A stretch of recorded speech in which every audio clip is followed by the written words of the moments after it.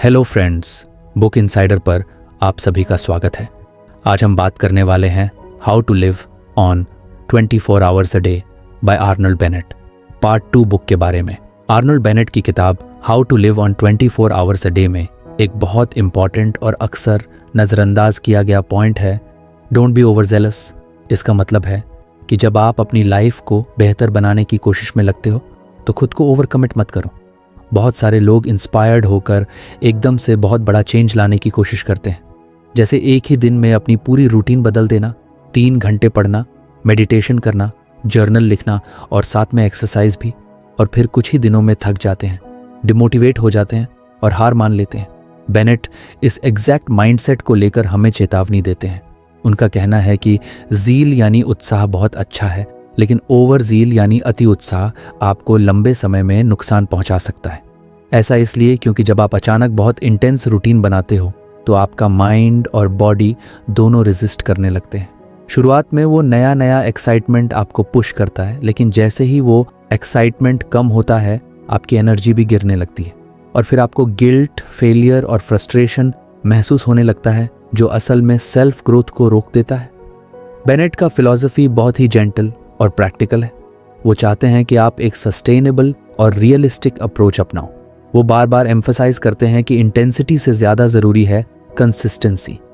अगर आप रोज़ 15 से 30 मिनट अपने ऊपर काम कर पा रहे हो और उसे लगातार करते रहो तो वो किसी भी ओवर जेलस 3 घंटे के क्रैश कोर्स से ज़्यादा पावरफुल है। हमारे आसपास का कल्चर हमेशा हसल और ग्राइंड की बात करता है। सोशल मीडिया पर लोग दिखाते हैं कि वो सुबह 4 बजे उठते हैं, पूरा दिन प्रोडक्टिविटी हैक्स अपनाते हैं और रात को भी काम करते रहते हैं। ये देखने में इंस्पायरिंग लगता है, लेकिन हर किसी के लिए वो मॉडल प्रैक्टिकल नहीं होता। बेनेट हमें याद दिलाते हैं कि आपको अपनी लाइफ और एनर्जी के हिसाब से प्लान करना चाहिए, न कि दूसरों की कंपैरिजन में।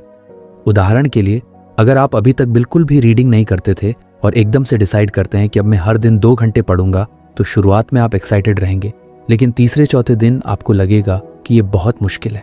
फिर आप खुद को ब्लेम करने लगते हैं कि आप डिसिप्लिन्ड नहीं हो, आप वीक हो, जबकि असली दिक्कत आपके डिसिप्लिन में नहीं थी, बल्कि आपके अनरियलिस्टिक प्लान में थी। बेनेट इस साइकोलॉजिकल ट्रैप को बहुत अच्छे से समझते हैं, इसलिए वो सजेस्ट करते हैं कि शुरुआत छोटे स्टेप्स से होनी चाहिए। कोई भी नई हैबिट एकदम से परफेक्ट नहीं होती, वो धीरे धीरे बिल्ड होती है। आप पहले दिन सिर्फ 10 से 15 मिनट किसी अच्छे टॉपिक पर सोचो, फिर अगले हफ्ते 20 मिनट पढ़ो, फिर धीरे धीरे 30 मिनट का टाइम निकालो। इस तरह से आपके माइंड को भी टाइम मिलेगा अडेप्ट करने का और आपकी हैबिट एक सॉलिड फाउंडेशन पर बनेगी। एक और कॉमन गलती जो ओवर जेलस लोग करते हैं वो है खुद पर अननेसेसरी प्रेशर डालना। उन्हें लगता है कि अगर उन्होंने एक दिन स्किप कर दिया तो सब खराब हो गया। बेनेट इस गिल्ट बेस्ड थिंकिंग को गलत मानते हैं। वो कहते हैं कि अगर आप किसी दिन अपनी रूटीन फॉलो नहीं कर पाए तो कोई बात नहीं, आप अगले दिन से फिर से शुरू कीजिए। सेल्फ ग्रोथ एक लिनियर जर्नी नहीं है, ये एक स्पाइरल है, कभी ऊपर कभी नीचे, लेकिन अगर आप धीरे धीरे कंसिस्टेंट रहोगे तो आप आगे ही बढ़ोगे। बेनेट ये भी बताते हैं कि ओवर जेलसनेस आपको अपनी लाइफ से डिस्कनेक्ट कर देती है। जब आप किसी आइडियल इमेज के पीछे भागते हो, मैं हर दिन 5 बजे उठूंगा, 2 घंटे लिखूंगा, हर वीक एक किताब खत्म करूंगा, तो आप अपनी रियल लाइफ को इग्नोर करने लगते हो। आपकी फैमिली, आपकी जॉब, आपकी इमोशनल नीड्स सब साइडलाइंड हो जाती हैं और फिर धीरे धीरे आप बर्नआउट की ओर बढ़ते हो।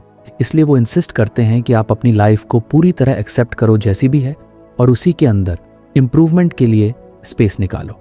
बेनेट का कहना है कि आपको कोई ड्रामेटिक ओवरहॉल नहीं चाहिए, बस स्मॉल मीनिंगफुल शिफ्ट्स चाहिए जो आप हर दिन आराम से कर सको। इस फिलॉसफी में एक बेहद डीप विजडम छुपा है। सच्चा परिवर्तन शांति से आता है, धक्का देकर नहीं। अगर आप अपने माइंड और बॉडी को आराम से, प्यार से धीरे धीरे ग्रो करने का मौका देते हो तो वो आपके साथ चलेंगे, लेकिन अगर आप उन्हें फोर्स करोगे तो वो रेजिस्ट करेंगे। अब बात करते हैं मोटिवेशन की। जब आप स्लो और स्टेडी प्रोग्रेस करते हो तो आपको बहुत तेज़ रिजल्ट्स नहीं दिखते और यहीं पर कुछ लोग इम्पेशेंट हो जाते हैं। लेकिन बेनेट हमें इनकरेज करते हैं कि हम शॉर्ट टर्म एक्साइटमेंट की जगह लॉन्ग टर्म कमिटमेंट को चूज़ करें। वो कहते हैं कि अगर आप हर दिन सिर्फ 30 मिनट अच्छे से यूज़ करते हो तो 1 साल में आप 180 घंटे खुद पर इन्वेस्ट कर चुके होंगे और यही है असली ट्रांसफॉर्मेशन का तरीका। उनकी राइटिंग में एक बहुत केयरिंग टोन होती है, जैसे कोई मेंटर जो आपको जेंटली गाइड कर रहा हो। वो आपको पुश नहीं करते, वो आपको समझाते हैं। और यही उनकी सबसे बड़ी खूबी है। वो जानते हैं कि इंसान तभी बदलता है जब वो इंटरनली रेडी हो, एक्सटर्नली फोर्स्ड नहीं। बेनेट के इस प्रिंसिपल को आप अपनी लाइफ के हर एरिया में अप्लाई कर सकते हो, चाहे वो हेल्थ हो, करियर हो, रिलेशनशिप्स हो या लर्निंग। हर जगह आपको छोटे स्टेप्स लेने चाहिए जिनमें आप खुद को सस्टेन कर सको। अगर आप जिम जाना शुरू कर रहे हो तो एकदम से 2 घंटे वर्कआउट मत करो, पहले 20 मिनट से शुरू करो। अगर आपको हमारी फ्री समरी अच्छी लगती है तो आप हमारे चैनल को सब्सक्राइब कर सकते हैं, हमारी मेंबरशिप खरीद सकते हैं या हमें UPI के थ्रू सपोर्ट कर सकते हैं। अब समरी पर वापस चलते हैं। अगर आप मेडिटेशन करना चाहते हो तो एकदम से 30 मिनट बैठने की कोशिश मत करो, पहले 5 से 10 मिनट डेली बैठो। यही स्लो रिदम आपको लॉन्ग रन में विनर बनाएगा। एक प्रैक्टिकल तरीका जो आप अपना कर ओवर जेलसनेस से बच सकते हो वो है प्लानिंग विद बफर।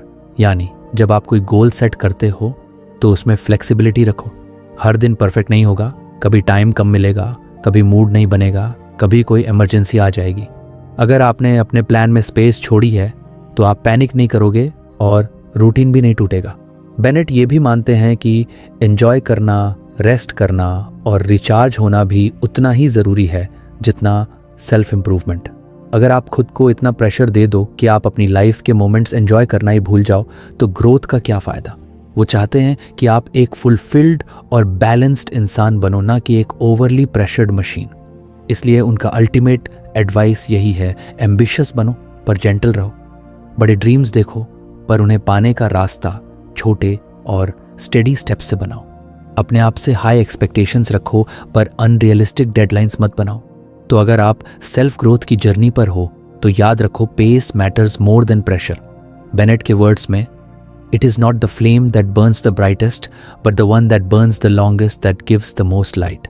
आज से ही अपनी रूटीन को रीइवैल्यूएट करो।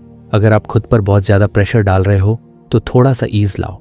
अपनी प्लानिंग को ह्यूमन बनाओ, रोबोटिक नहीं। ओवर जेलस मत बनो, just be wise, aware and consistent.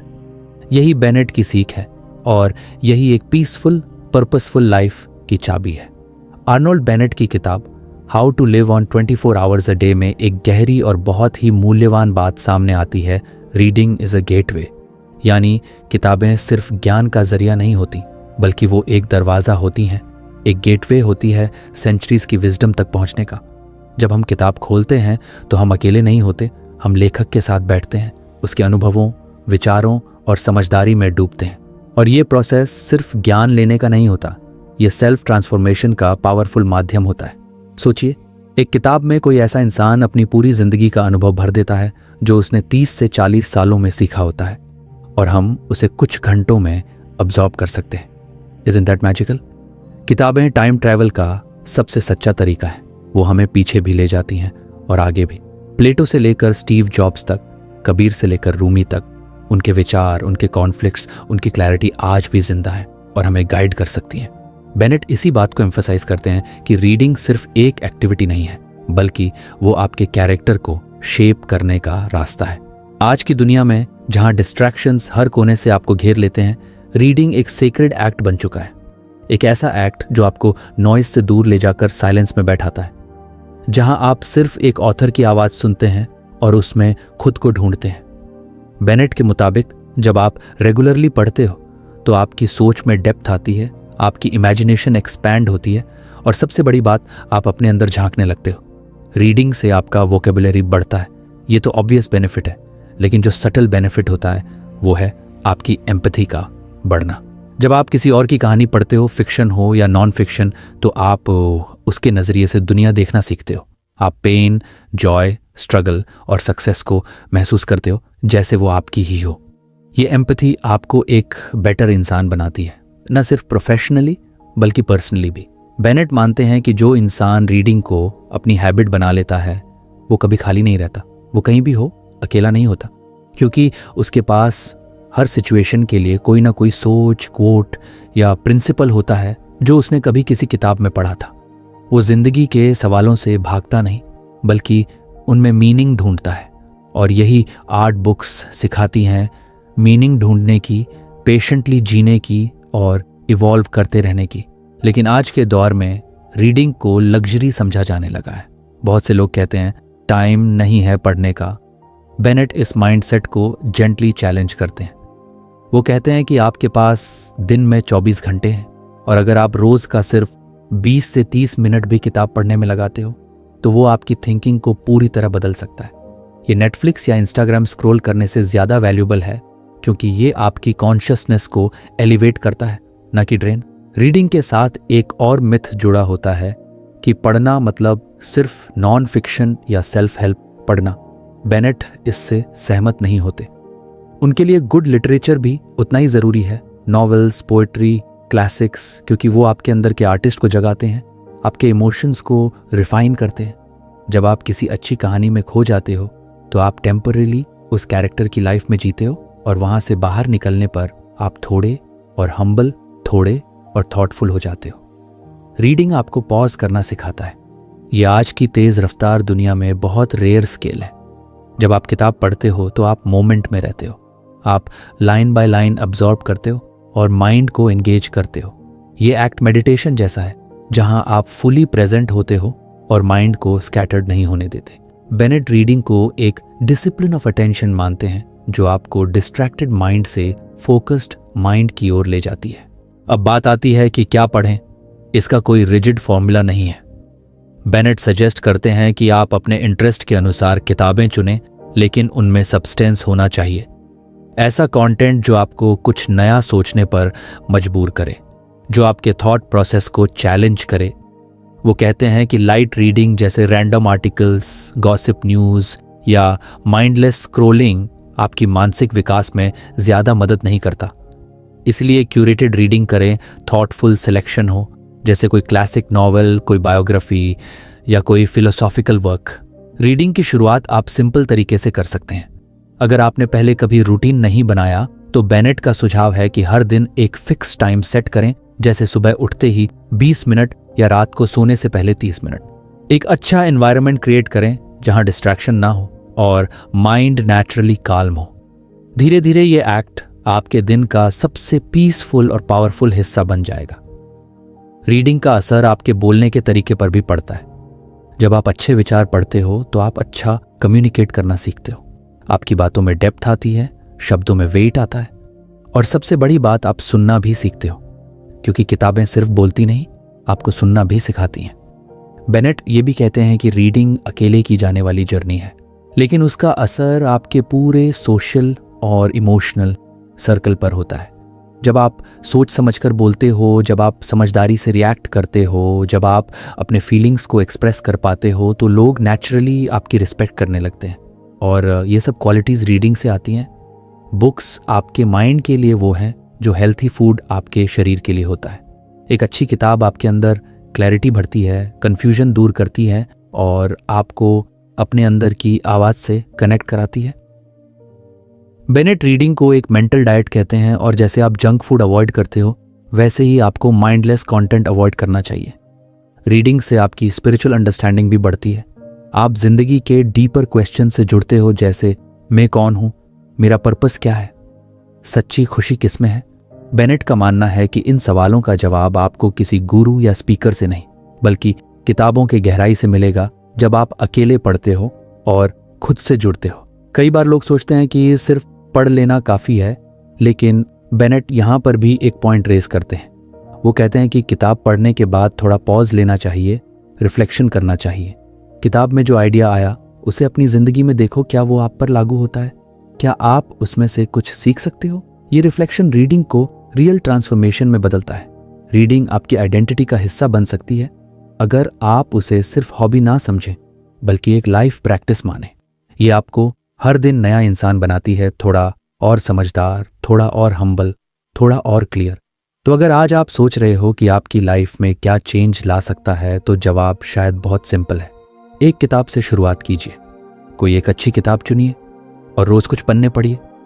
Bennett के शब्दों में ये गेटवे है, एक ऐसा दरवाज़ा जो आपको ऑर्डिनरी लाइफ से एक्स्ट्रॉर्डिनरी अवेयरनेस की ओर ले जाएगा और आपको सिर्फ उस दरवाजे को रोज थोड़ा सा खोलना है। रीडिंग कोई लग्जरी नहीं, ये नेसेसिटी है। बेनेट हमें याद दिलाते हैं कि किताबें ही वो कंपेनियंस हैं जो कभी डिमांड नहीं करती पर हमेशा देते हैं, और अगर आप इन कंपेनियंस के साथ रोज थोड़ा वक्त बिताते हो तो आप न सिर्फ एक बेटर थिंकर बनते हो बल्कि एक बेटर ह्यूमन बीइंग भी। यही है रीडिंग की असली ताकत, और यही है वो गेटवे जो आपके भीतर के अंधेरे को धीरे धीरे रोशनी में बदल देता है। अर्नोल्ड बेनेट की किताब how to live on 24 hours a day में एक बहुत ही अनमोल विचार सामने आता है, थिंकिंग इज वर्क, यानी सोचना कोई आसान या बेकार की चीज़ नहीं है बल्कि ये एक रियल, प्रोडक्टिव और पर्पसफुल काम है। आज की फास्ट पेस्ड और डिस्ट्रैक्टेड दुनिया में थिंकिंग को लोग बहुत हल्के में लेने लगे हैं। लोग मानते हैं कि सोच तो हर कोई करता है, इसमें खास क्या है। लेकिन बेनेट हमें इस बात के लिए प्रिपेयर करते हैं कि डीप थिंकिंग एक सीरियस और वैल्यूएबल मेंटल एक्सरसाइज है जो हमारी जिंदगी को ज़्यादा मीनिंगफुल और इफेक्टिव बना सकती है। हम में से ज़्यादातर लोग दिन भर रिएक्ट करते रहते हैं, मैसेजेस का रिप्लाई, काम की डेडलाइंस, लोगों की बातों का जवाब, लेकिन रेयरली हम कॉन्शियसली और डिलिबरेटली सोचते हैं। बेनेट कहते हैं कि थिंकिंग यानी ऐसा समय जब आप खुद को किसी टॉपिक पर फोकस करते हो, डिस्ट्रैक्शन से दूर जाकर सिर्फ अपने थॉट प्रोसेस को एक्सप्लोर करते हो। और ये तब पॉसिबल है जब आप सोचने को एक इंटेंशनल हैबिट बना लो। बेनेट की माने तो थिंकिंग कोई पैसिव एक्टिविटी नहीं है बल्कि एक एक्टिव एंगेजमेंट है। जैसे कोई क्राफ्ट्समैन अपने टूल्स के साथ काम करता है, वैसे ही एक थिंकर अपने आइडियाज़ को शेप करता है। सोचने के लिए करेज चाहिए, पेशेंस चाहिए और सबसे बड़ी बात सॉलिट्यूड चाहिए। वो बताते हैं कि सबसे अच्छा समय सोचने का होता है जब आप अकेले हो, जैसे वॉक करते समय या सोने से ठीक पहले का समय, क्योंकि इन मोमेंट्स में आप अपने माइंड को पूरी तरह ओपन कर सकते हो बिना किसी इंटरप्शन के। सोचने का मतलब सिर्फ प्रॉब्लम सॉल्विंग नहीं होता। डीप थिंकिंग आपको खुद के अंदर झांकने का मौका देता है। आप खुद से सवाल पूछते हो, मैं क्या चाहता हूँ, क्यों बार बार मैं इन चीज़ों में उलझता हूँ, क्या जो मैं कर रहा हूँ वो मेरी वैल्यूज़ के अलाइंड है। ऐसे सवाल सुपरफिशियल नहीं होते, ये आपके अंदर की क्लैरिटी को शार्प करते हैं और कन्फ्यूजन को डिसॉल्व करते हैं। बहुत लोग सोचते हैं कि प्रोडक्टिव बनना मतलब कुछ फिजिकल करना, टाइपिंग, मीटिंग, प्लानिंग या गोल सेटिंग। लेकिन बेनेट कहते हैं कि अगर आप हर दिन कुछ देर सिर्फ सोचने में लगाते हो तो आपकी बाकी एक्टिविटीज़ अपने आप ज़्यादा मीनिंगफुल बन जाएंगी। क्योंकि जब आप सोचते हो तो आप अपने थॉट्स को ऑर्गेनाइज करते हो, अपने इमोशंस को समझते हो और अपने इंटेंशंस को क्लियर करते हो। बेनेट थिंकिंग को एक सीरियस डिसिप्लिन मानते हैं और इसे डेवलप करने के लिए भी प्रैक्टिस की ज़रूरत होती है। जैसे आप डेली एक्सरसाइज करते हो बॉडी फिट रखने के लिए, वैसे ही रेगुलर थिंकिंग आपके माइंड को ट्रेन करता है ज़्यादा फोकस्ड, ज़्यादा क्रिएटिव और ज़्यादा अवेयर बनने के लिए। सोचने का मतलब है अपने अटेंशन को किसी एक सब्जेक्ट पर टिकाना, उसे एनालाइज करना और उसके अंदर छुपे इंसाइट्स को पकड़ना। अब सवाल आता है, हम क्या सोचें? बेनेट सजेस्ट करते हैं कि आप किसी भी मीनिंगफुल टॉपिक पर सोच सकते हो। कोई किताब में पढ़ा आइडिया, कोई एथिकल डिलेमा, कोई पर्सनल गोल या कोई यूनिवर्सल क्वेश्चन जैसे सच्चा सुख क्या होता है या मुझे किस तरह की लाइफ जीनी है। ये सवाल आपके माइंड को सुपरफिशियल डिस्ट्रैक्शन से निकालकर डीपर अवेयरनेस की तरफ ले जाते हैं। बेनेट ये भी कहते हैं कि थिंकिंग बोरिंग नहीं होती अगर आप सही तरीके से सोचो। वो इनकरेज करते हैं कि आप सोचने को एक चैलेंज की तरह लो, जैसे कोई पजल हो जिसे आपको सॉल्व करना है। और जब आप किसी थॉट पर डीपली ड्वेल करते हो तो उसमें से नए नए आइडियाज़ निकलते हैं। कुछ ऐसे आइडियाज़ जो पहले आपके सबकॉन्शियस में दबे हुए थे लेकिन अब क्लैरिटी से सामने आ जाते हैं। आज के दौर में जब हर जगह इंफॉर्मेशन ओवरलोड है तो डीप थिंकिंग और भी ज़रूरी हो गई है। सोशल मीडिया, न्यूज़, ओपिनियंस, हर जगह से चीज़ें आपके माइंड में आती रहती हैं, लेकिन उन सब के बीच कौन सी बात वैल्यूबल है और कौन सी नॉइस, ये आपको तभी समझ आता है जब आप खुद से सोचने के लिए समय निकालते हो। बेनेट इस एक्ट को फिल्टरिंग कहते हैं, यानी अपनी थिंकिंग के जरिए डिसीजन लेना कि क्या आपके लिए सच में ज़रूरी है और क्या नहीं। थिंकिंग का एक और बड़ा बेनिफिट है इमोशनल क्लैरिटी। जब आप बिना सोचे एक्ट करते हो तो अक्सर रिग्रेट होता है, लेकिन जब आप किसी सिचुएशन को कामली थिंक थ्रू करते हो तो आपकी रिस्पॉन्स थॉटफुल होती है, इम्पल्सिव नहीं।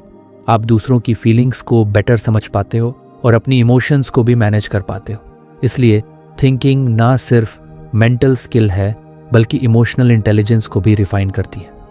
बेनेट बताते हैं कि आपको किसी बड़े सेटअप की ज़रूरत नहीं है, सोचने के लिए बस एक पीसफुल स्पेस और थोड़ा सा क्वाइट टाइम चाहिए। ये वो मोमेंट्स होते हैं जब आप अपनी इनर वॉइस को सुन सकते हो। वो कहते हैं कि हर इंसान के अंदर एक फिलोसोफर होता है, बस हम उसे जागने नहीं देते। लेकिन जब आप रोज़ कुछ वक्त सोचने के लिए देते हो तो वही इनर फिलोसोफर आपकी लाइफ को गाइड करने लगता है। कुछ लोग सोचते हैं कि थिंकिंग अनप्रोडक्टिव है क्योंकि उससे कोई इमीडिएट रिजल्ट नहीं आता, लेकिन बेनेट हमें याद दिलाते हैं कि लॉन्ग टर्म क्लैरिटी और स्टेबिलिटी के लिए थिंकिंग सबसे ज़रूरी इन्वेस्टमेंट है। जब आप किसी टॉपिक पर सोचते हो तो आपकी डिसीजंस शार्पर होती हैं, आपकी कॉन्वर्सेशंस डीपर होती हैं और आपकी लाइफ ज़्यादा इंटेंशनल बनती है। वो सजेस्ट करते हैं कि आप एक थॉट जर्नल भी मेंटेन कर सकते हो जहां आप अपने सोचने के बाद के इंसाइट्स को लिखो। इससे आपकी थिंकिंग ज़्यादा स्ट्रक्चर्ड होती है और आपको खुद के अंदर की जर्नी समझ में आने लगती है। धीरे धीरे आपको अपने थॉट पैटर्न्स की पहचान होती है। क्या आप बार बार वही बातें सोचते हो? क्या कोई फियर या डाउट बार बार लौट आता है? इस अवेयरनेस से आप खुद को बेहतर ढंग से शेप कर सकते हो। बेनेट की फिलॉसफी बहुत ह्यूमन है। वो जानते हैं कि हर इंसान के पास अपने स्ट्रगल हैं, लिमिटेशंस हैं, पर साथ ही एक इमेंस पोटेंशियल भी है। और उस पोटेंशियल को अनलॉक करने का सबसे सस्ता, आसान और पावरफुल तरीका है सोचना, यानी डिलिब्रेट थिंकिंग। जब आप डेली सोचते हो तो आपकी प्रायोरिटीज़ क्लियर होती हैं। आप भीड़ में नहीं खोते बल्कि डायरेक्शन में चलते हो। आपकी एक्शंस ज़्यादा इंटेंशनल होती हैं, ना कि हैबिचुअल। और यही बेनेट का पूरा मकसद है कि आप अपने लिमिटेड 24 घंटे को ऐसे यूज़ करो कि उनमें डेप्थ और डिग्निटी आ जाए। अगर आप अभी तक कभी कॉन्शियसली नहीं सोचे हो तो कोई बात नहीं, आज से शुरुआत करो। बेनेट कहते हैं सुबह की वॉक में 10 मिनट किसी मीनिंगफुल सवाल पर सोचो, या रात को सोने से पहले किसी टॉपिक पर ध्यान दो। कुछ नहीं तो सिर्फ ये सोचो, आज मैंने क्या सीखा, मैं कहाँ ग्रो कर सकता हूँ, कौन सी चीज़ मुझे बार बार रोक रही है। ये सिंपल सवाल धीरे धीरे आपके माइंड को एक नई क्लैरिटी देंगे। थिंकिंग बोरिंग नहीं है, वो एक सटल थ्रिल है। जब आप अपने ही माइंड की लेयर्स एक्सप्लोर करते हो, जब आप अपने डाउट्स का सामना करते हो और जब आप उन थॉट्स को पकड़ते हो जो आपकी लाइफ बदल सकते हैं, तो अगली बार जब आप फ्री हो, फ़ोन उठाने या रैंडम स्क्रॉल करने से पहले थोड़ा सोचो, लिटरली भी और मेटाफोरिकली भी। सोचो कि आप कौन हो, कहाँ जा रहे हो और क्यों। यही बेनेट की बात है, सोचना काम से ब्रेक नहीं है। It is the real work that shapes your whole life. और याद रखो, जो इंसान रोज थोड़ा थोड़ा सोचता है वो धीरे धीरे खुद को उस वर्जन में ढाल पाता है जिसे वो रिस्पेक्ट करता है। और ये कोई दिखावे वाली चीज नहीं होती, ये एक इनर जर्नी होती है जो आपके वर्ड्स, चॉइसेस और प्रेजेंस में साइलेंटली रिफ्लेक्ट होती है। बेनेट का ये मैसेज आज के डिजिटल एज में और भी पावरफुल बन जाता है। जब हर जगह अटेंशन के लिए लड़ाई चल रही है, वहां अगर आप खुद से सोचने की लग्जरी अफोर्ड कर पाते हो तो आप दुनिया की सबसे रेयर एबिलिटी को ओन कर रहे हो, the ability to think deeply and clearly. यही बेनेट की गिफ्ट है और यही आपकी रियल स्ट्रेंथ भी बन सकती है। आर्नल्ड बेनेट की किताब how to live on 24 hours a day में एक बेहद प्रैक्टिकल और आज की जनरेशन के लिए आई ओपनिंग बात कही गई है, नो एक्सक्यूजेस, यानी बहाने बनाना बंद करो, खासकर वो कॉमन एक्सक्यूज जो हम सब कभी ना कभी देते हैं। मैं बहुत थक गया हूँ। बेनेट इस थकान की सच्चाई को खोलते हैं और बताते हैं कि ये थकान ज़्यादातर केसेस में फिजिकल नहीं होती, बल्कि मेंटल बोर्डम, पर्पसलेसनेस या एक तरह की इनर एम्प्टीनेस से आती है। जब भी हम किसी नए गोल के बारे में सोचते हैं, जैसे self improvement, reading, writing, meditation या कोई स्किल सीखना, तो सबसे पहले जो थॉट हमारे माइंड में आता है वो होता है, अब एनर्जी नहीं है यार, या पूरे दिन काम करने के बाद और कुछ करने की ताकत नहीं बची। और यहीं पर बेनेट हमें चैलेंज करते हैं। उनका कहना है कि अगर आप थकान को थोड़ा गहराई से ऑब्जर्व करो तो आपको समझ आएगा कि आप बॉडी से नहीं, माइंड से थके हुए हो। सोचिए, आपने पूरे दिन ऑफिस में काम किया और अब घर आकर आप सोचते हो कि कुछ प्रोडक्टिव करना चाहिए, लेकिन उसी मोमेंट में आपका माइंड बोलता है कल कर लेंगे, आज बहुत थक गए हैं। फिर आप फ़ोन उठा लेते हैं, यूट्यूब या इंस्टाग्राम खोल लेते हैं और 1 घंटे तक स्क्रॉल करते रहते हैं। अब इंटरेस्टिंग बात यह है कि आप उस स्क्रॉलिंग में बोर्ड नहीं होते, न ही सो जाते हो। यानी एनर्जी तो है, बस डायरेक्शन नहीं है। यही बेनेट का पॉइंट है कि असली थकान काम की नहीं है, बल्कि लैक ऑफ इंटेंशन और क्लैरिटी की है। बेनेट कहते हैं कि जब आपका माइंड किसी एक्टिविटी को पर्पस के साथ जोड़ता है तो उसमें एनर्जी अपने आप आ जाती है। आपने कभी नोटिस किया है कि जब कोई मूवी देखने का प्लान होता है या कोई गेम खेलने का एक्साइटमेंट होता है, तब चाहे आप दिन भर के काम से फिजिकली एग्जॉस्टेड हो, फिर भी आप वो एक्टिविटी में पूरी एनर्जी के साथ शामिल हो जाते हो? ऐसा इसलिए होता है क्योंकि उस चीज़ में माइंड को इंटरेस्ट और मीनिंग दिखता है। अब अगर आप अपने गोल्स को भी उसी तरह पर्पसफुल और एक्साइटिंग बना दो तो थकान आपके लिए एक्सक्यूज़ नहीं रहेगी। और बेनेट का यही कहना है कि एनर्जी की कमी अक्सर इमेजिनेशन की कमी होती है। जब आप एक काम को बोरिंग, अननेसेसरी या फोर्स्ड मानते हो तो माइंड रेजिस्ट करता है और आप थका हुआ फील करते हो। लेकिन वही काम अगर आपको वैल्यूबल लगे तो बॉडी ऑटोमेटिकली रेडी हो जाती है। बेनेट ये नहीं कहते कि फिजिकल फैटीग एग्जिस्ट नहीं करती। वो मानते हैं कि इंसान की बॉडी को रेस्ट चाहिए, नींद चाहिए, आराम चाहिए। लेकिन वो ये भी बताते हैं कि 90% केसेस में जब लोग कहते हैं मैं टायर्ड, तो वो बॉडी नहीं, दिमाग की डलनेस की बात कर रहे होते हैं। वो बताते हैं कि अगर आप 24 घंटे में से सिर्फ 1-2 घंटे पर्पसफुली यूज करो तो आप अपनी पूरी लाइफ की डायरेक्शन बदल सकते हो और इसके लिए सुपर ह्यूमन एनर्जी की जरूरत नहीं होती। एक बहुत ही इंसाइटफुल बात जो बेनेट कहते हैं वो ये कि अगर आप अपने माइंड को यूजलेस टास्क्स में फंसा कर रखोगे तो वो नेचुरली डल हो जाएगा। दिन भर unimportant emails, forced conversations, distractions और पर्पसलेस रूटीन्स में उलझा हुआ माइंड ऑब्वियसली थक जाएगा। लेकिन जब आप उसे कोई मीनिंगफुल काम दो, जैसे किताब पढ़ना, खुद से सोच विचार करना, कोई नया स्किल सीखना, तो वो रिफ्रेश्ड फील करता है। बेनेट हमें सेल्फ अवेयरनेस की ओर ले जाते हैं। वो कहते हैं कि हर बार जब आप कोई एक्सक्यूज़ दो तो पॉज करो और खुद से पूछो, क्या ये वाकई रीज़न है या सिर्फ एक साइकोलॉजिकल एस्केप? कई बार हम सोचते हैं कि आज मेरा मूड नहीं है, जबकि असल में हमें बस अपने माइंड को उस टास्क के लिए प्रिपेयर करना है। माइंडसेट ही सब कुछ डिसाइड करता है। वो एक एनालॉजी देते हैं, जैसे कोई इंसान सुबह 6 बजे उठकर भागने जाता है और दूसरा 8 बजे तक बेड से नहीं निकलता। दोनों के पास सेम बॉडी है, सेम कैपेसिटी है। फर्क सिर्फ मेंटल पर्पस का है। एक ने खुद को एक गोल के लिए मेंटली रेडी किया है, दूसरा अभी तक एक्सक्यूज के कंफर्ट जोन में है। और यही कंफर्ट जोन हमारी ग्रोथ का सबसे बड़ा दुश्मन है। अगर आप सोचते हो कि डेली लाइफ की रिस्पॉन्सिबिलिटीज के बीच खुद के लिए टाइम निकालना इम्पॉसिबल है, तो बेनेट आपको जेंटली चैलेंज करते हैं, क्या आपने कभी सीरियसली ट्राई किया? क्योंकि बहुत बार हम ट्राई करने से पहले ही हार मान लेते हैं। हम माइंड में ही डिसाइड कर लेते हैं कि मेरे पास टाइम नहीं है, मुझसे नहीं हो पाएगा, बहुत टायर्ड रहता हूँ। लेकिन अगर आप एक दिन स्केड्यूल को ऑनेस्टली ऑब्जर्व करो तो आपको कहीं ना कहीं 30 से 90 मिनट ऐसा ज़रूर मिलेगा जो आप बिना गिल्ट के अपने लिए यूज़ कर सकते हो। अब सवाल उठता है, मोटिवेशन कहाँ से आए? बेनेट का जवाब है, मोटिवेशन एक्शन से आता है, ना कि थॉट से। आप जितना सोचोगे उतना एक्सक्यूज स्ट्रॉन्गर होगा। लेकिन अगर आप बस शुरू कर दो, चाहे 10 मिनट के लिए ही क्यों ना हो, तो माइंड अडेप्ट करने लगता है। वो समझने लगता है कि ये काम बोरिंग नहीं है, ये मुझे कुछ वैल्यू दे रहा है, और धीरे धीरे वही एक्शन एक हैबिट में बदल जाती है। बेनेट की फिलॉसफी का कोर यही है कि एक्सक्यूजेस इंसान को एवरेज बनाते हैं, जबकि एक्शन उसे अवेयर और एक्स्ट्रॉर्डिनरी बना सकता है। और ये एक्शन कोई बड़ा नहीं होना चाहिए। वो कहते हैं, don't start with a mountain, start with a step. Excuse आपको इनएक्टिव बनाता है, जबकि स्मॉल स्टेप आपको पॉसिबिलिटी दिखाता है। आजकल आई एम टायर्ड एक यूनिवर्सल फ्रेज बन गया है, जैसे कोई बैज हो जो सबने पहन रखा हो। लेकिन बेनेट हमें सिखाते हैं कि टायर्डनेस को ग्लोरीफाई मत करो, इंस्टेड उसे समझो, उसका सोर्स आइडेंटिफाई करो और उस पर वर्क करो। अगर आपकी टायर्डनेस रियल है तो रेस्ट करो, लेकिन अगर वो सिर्फ अवॉइडेंस है तो एक्शन लो। दोनों ही केसेस में आपके पास पावर है बहाने बनाने की नहीं, बदलाव लाने की। अब अगर आप सोच रहे हो कि ये सब करना मुश्किल है, तो हाँ, बेनेट मानते हैं कि शुरुआत में रेजिस्टेंस आएगा। आपका माइंड बार बार बोलेगा, रहने दो, आज मत करो। लेकिन यहीं पर आपको खुद से एक ऑनेस्ट डील करनी होगी। मैं अपने बेस्ट सेल्फ के लिए डिस्कम्फर्ट एक्सेप्ट करूंगा। यही माइंडसेट आपको एक्सक्यूजेस से बाहर निकालेगा।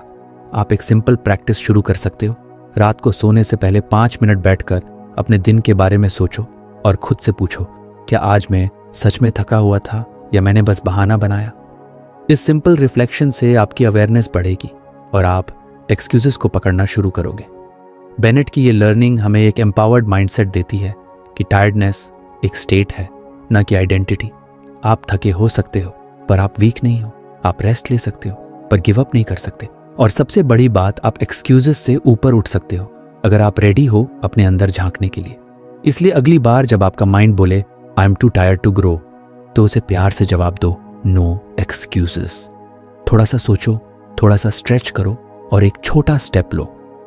आप देखोगे कि उस स्टेप से ही एनर्जी आने लगेगी, क्योंकि एनर्जी हमेशा पर्पस से आती है और पर्पस हमेशा एक्शन से बनता है।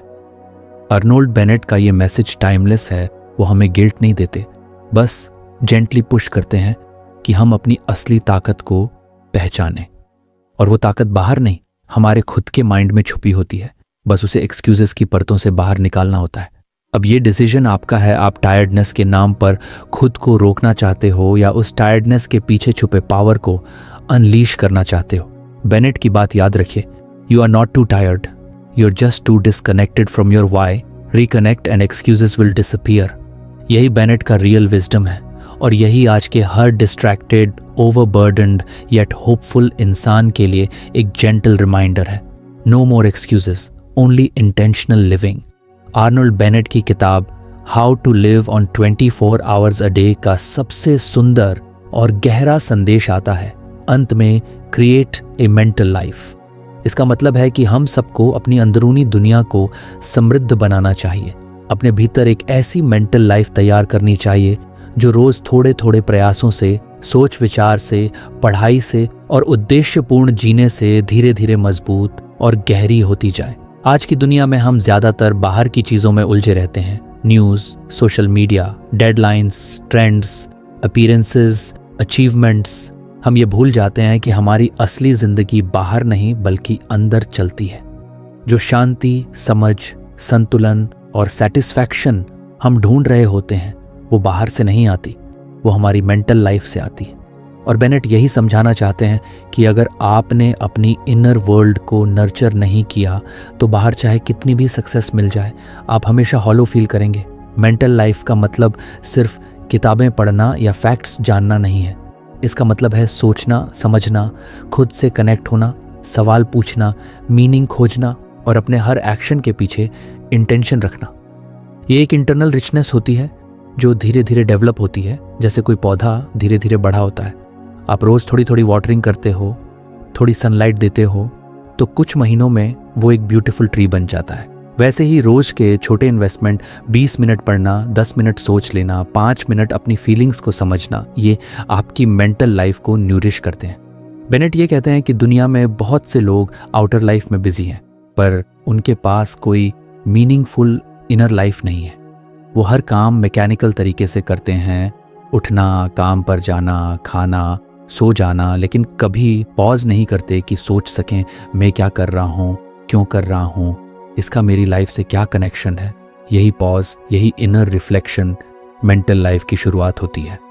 तो फ्रेंड्स, ये थी हमारी आज की बुक समरी। आपको कैसी लगी कमेंट करके ज़रूर बताएं और धन्यवाद आपका समरी एंड तक सुनने के लिए।